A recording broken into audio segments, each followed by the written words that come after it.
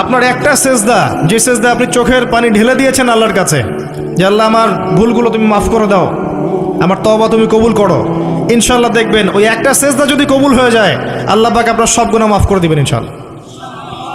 নামাজটা ছাড়েন না, যত পাপ করছেন করেন, আমি বলি নামাজ ছাড়েন না, ইনশাআল্লাহ একদিন নামাজই আপনাকে পাপ থেকে বের করে আনবে ইনশাআল্লাহ।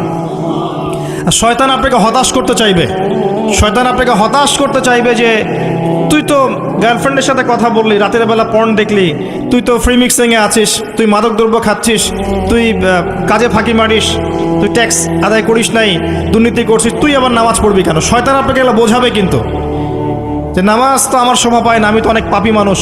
এই ধোকায় পা দিবেন না। আপনি নামাজ কন্টিনিউ করতে থাকেন, ইনশাআল্লাহ আল্লাহ পাক আপনাকে পাপ থেকে বের করে আনবেন ইনশাআল্লাহ। ওই নামাজটা যদি ছেড়ে দেন তাহলে আর কোনো হাতিয়ার বাকি থাকবে না। আর আপনি যত পাপ করেন না কেন,